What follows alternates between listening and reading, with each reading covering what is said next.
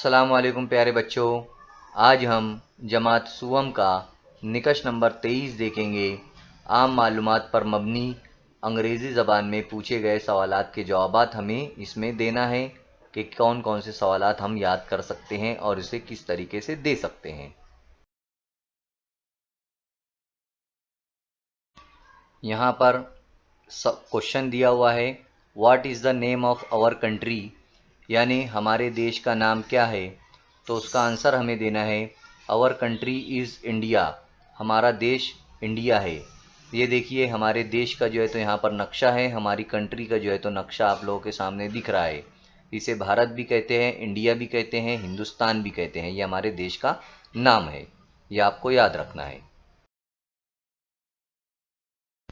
यहाँ पर हमारे सामने क्वेश्चन है, what is the name of your state, यानी तुम्हारी रियासत का नाम क्या है।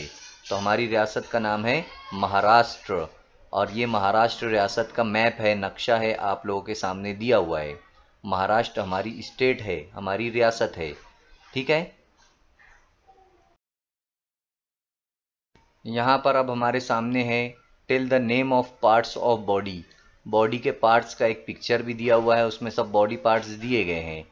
यहाँ पर लिखा हुआ है आंसर में, नेम हेयर है, ears, lips, eye, nose, mouth, leg, thumb, stomach, thigh, foot और नेक।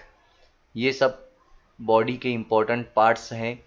और भी यहाँ पर बॉडी के नेम्स, पार्ट्स के नेम्स दिए गए हैं, जैसे हेयर है, आईब्रो है, ईयर, टीथ, नेक, चेस्ट, वेस्ट, हिप, एल्बो है, शोल्डर। ये तमाम बॉडी के पार्ट्स यहाँ आप लोगों के सामने हैं।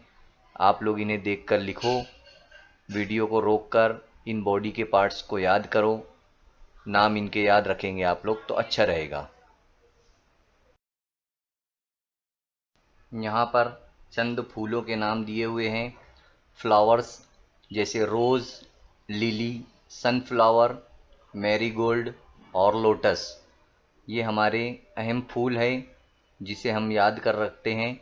आप लोगों को इसे याद रखना है कि इन फ्लावर्स को क्या कहते हैं।